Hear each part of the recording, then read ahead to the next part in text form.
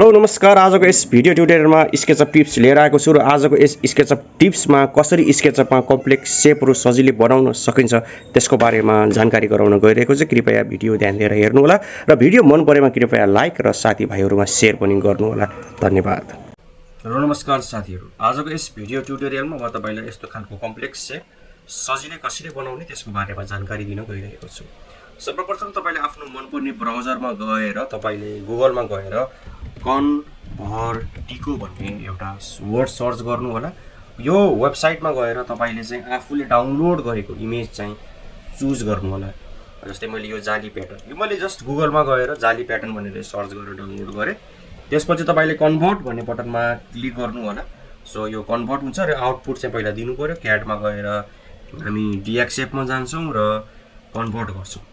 केही समय लिन्छ यसले कन्भर्ट गर्नु। यहाँ भनिसकेको छ अपलोडिङ गिभ अस मिनेट भनेछ। ल ठिक छ, हामी केही यसलाई प्रतीक्षा गर्नुपर्ने हुन्छ तपाईले है।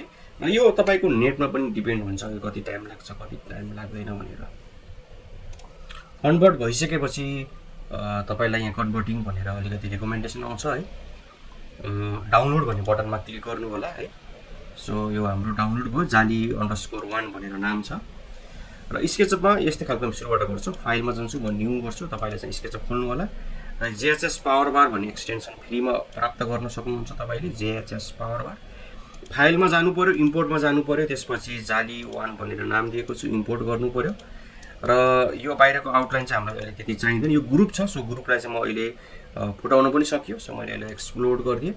केही समय लिन्छ, तर तपाईँ ग्रुपभित्र गएर पनि तपाईँ बनाउन सक्नुहुन्थ्यो है।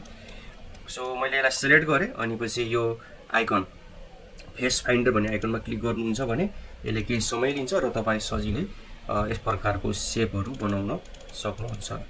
मलाई विश्वास छ यो भिडियो तपाईले हेरिसकेपछि अब तपाईले जस्तोसुकै कम्प्लेक्स सेप पनि स्केचअपमा सजिलै बनाउन सक्नुहुन्छ। तपाईँ स्केचअपमा जस्तोसुकै कम्प्लिकेटेड जाली प्याटर्न अथवा कम्प्लेक्स सेप्सहरू छ सजिलै बनाउन सक्नुहुन्छ भनेर चाहिँ म विश्वास राख्दछु।